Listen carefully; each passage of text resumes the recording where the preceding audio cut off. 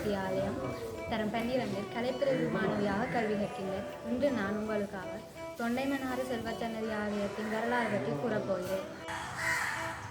இந்த தொண்டைமனாறு செல்வச்சன்னதி முருகன் ஆலயமானது பல 100 ஆண்டுகளுக்கு முன்னம் தோற்றம் பெற்றது. தொண்டைமனாறு என்ற ஆறு பல 100 ஆண்டுகளுக்கு முதல் வள்ளி நதி ஆறு என அழைக்கப்பட்டது.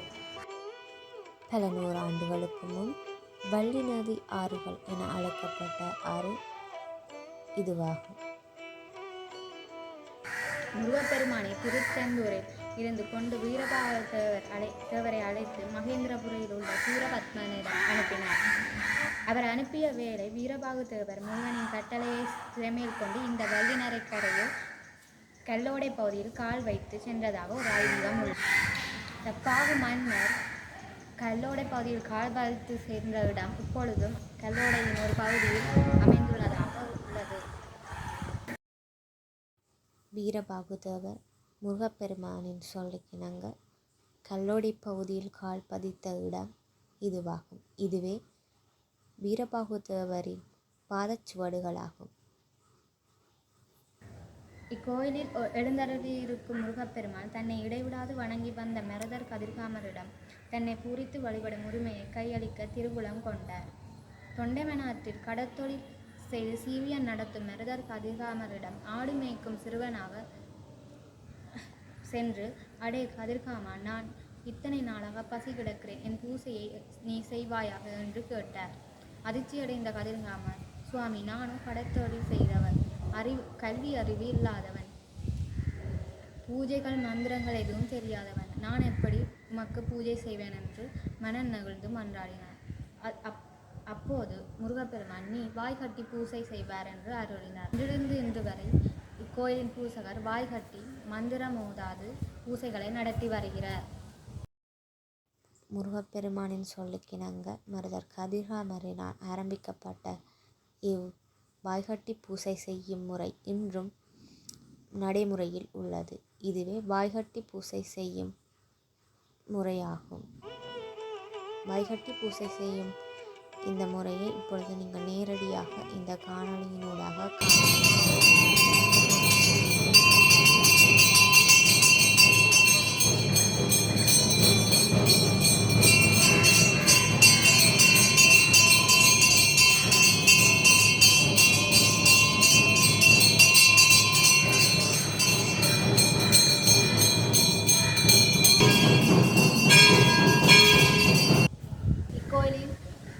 பரம்பரையாக மருதர் கதிர்காமரின் உறவுகளே இப்பொழுதும் பூசை செய்து வருகின்றனர். தொண்டைமானாறு செல்வச்சன்னதி ஆலய வரலாறு ஆனது கந்தபுராண வரலாற்று காலத்திலிருந்து ஆரம்பிக்கின்றது. கந்தபுராணத்தில் முருகப்பெருமானின் தூதுவராக செல்லும் வீரபாகு தேவர் சந்திக்காலம் வரவே வள்ளியாற்றங்கரையில் கால் பதித்து ஞானம் செய்து மீண்டும் தூது செல்லும் பணிக்கு புறப்பட்டிருக்கின்றார். பின்னாலே செல்வச்சந்நிதிக்கும் கதிர்காமக்கந்தன் ஆலயத்திற்குமான தொடர்பாக ஜராவாசி எனும் ஜானையின் வரலாறு ஆகும். ஜராவாசி என்பது தேவலோகத்தில் பணிபுரியும் இறை தூதுவர்களின் ஒருவராவார். இறை தூதுவரான கந்தர்வன் தேவலோகத்தில் செய்த சிறு தவறுக்காக வியாழ பகவானால் சாபத்திற்கு உள்ளாகி கதிர்காம காடுகளில் ஜராவாசி எனும் யானையாக சாப விமோசனம் தேடி அடைந்து திரிந்தது.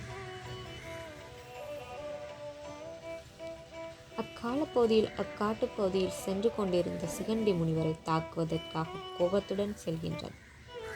இதனை கண்டுட்ட சிகண்டி முனிவர் தான் செல்லும் பாதையின் ஓரத்தில் நின்ற வெற்றிலை கொடியின் இலையினை பறித்து வேலாக மாற்றி யானையை தாக்க வேண்டி சடாச்சர மந்திரத்தை உச்சாடனம் செய்தார்.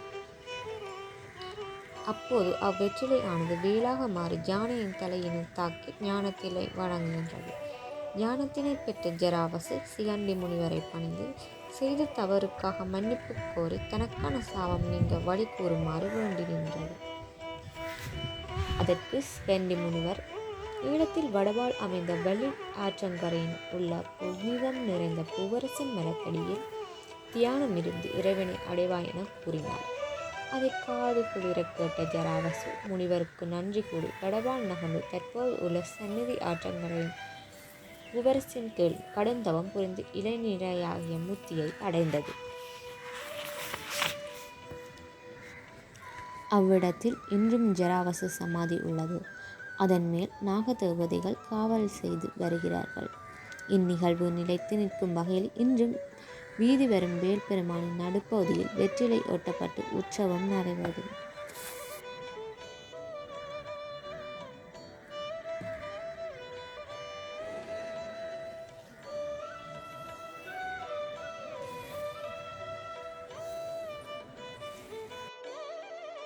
சம்மரம் ஆலயத்தில் நின்றபடியே வள்ளியாற்றினை இப்பொழுது உங்களால் பார்க்க முடியும். ஆலய பின்பகுதி நேர்த்திக்காக பூவரச மரத்தடியில் தொங்கவிடப்பட்டுள்ள தொட்டில்கள்.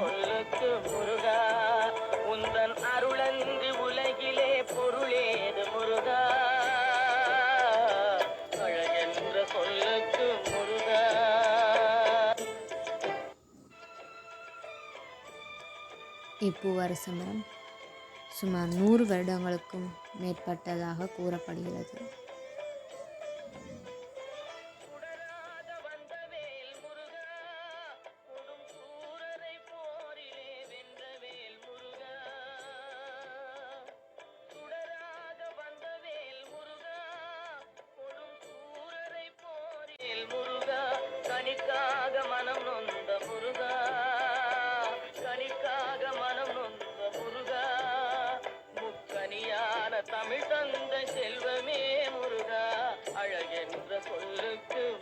இதுவே அந்த பூவரச மரம். பூவரசத்து மர அடியில் அந்த ஜராவசு என்ற யானையும் சமாதியும்.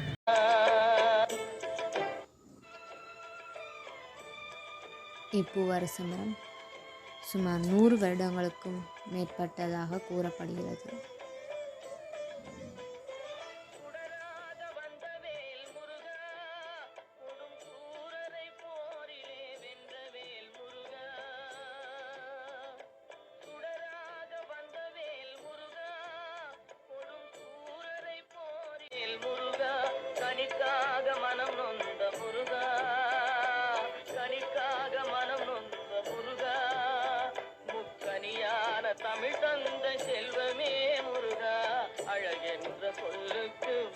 இதுவே அந்த பூவரச மரம். பூவரசத்து மர அடியில் அந்த ஜராவசு என்ற யானையும் சமாதியும். சமாதிக்கு மேலே நாகதேவர்கள் காவல் காத்து கொண்டே இருக்கிறார். இதுவே இந்த ஆலயத்தின் தலவிருட்சமாக கருதப்படுகிறது. இவ்வாலயத்தில் பல பெண்கள் அவங்க எல்லாரும் நேர்த்தி வைக்கணும்.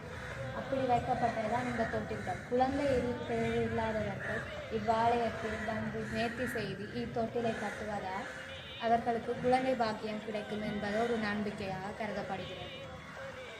இப்பூவரச மரத்தடியில்தான் ஜராவசு என்ற யானை தியானம் செய்து வந்தது. சமாதி பூவரச மரத்தடியில் இன்றும் காணப்படுகிறது.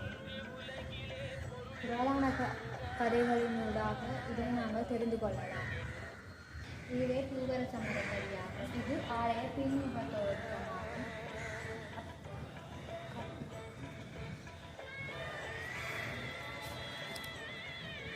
ஆலயத்தின் பின்புறமாக அப்படியே வள்ளி நதிக்கரை, அதாவது தொண்டைமனாறு இது காணப்படுகிறது.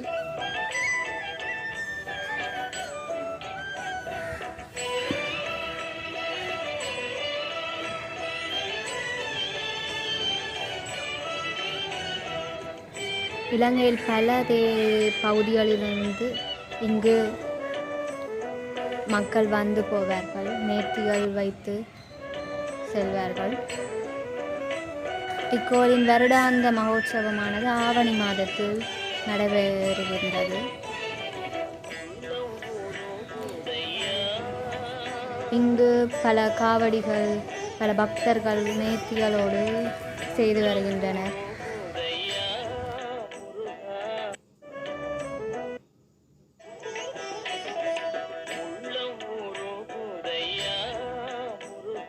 வடக்கு வீதி பகுதி இதுவாகும்.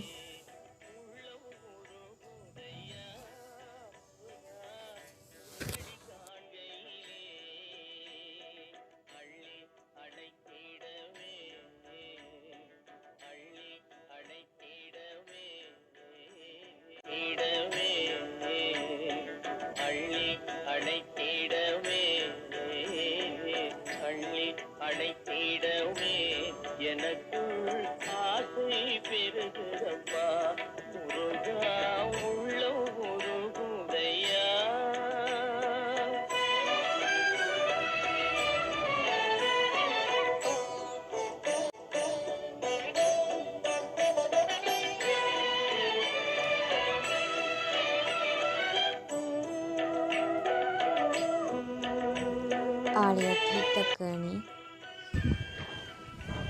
இது புதிதாக புனரமைக்கப்பட்டது.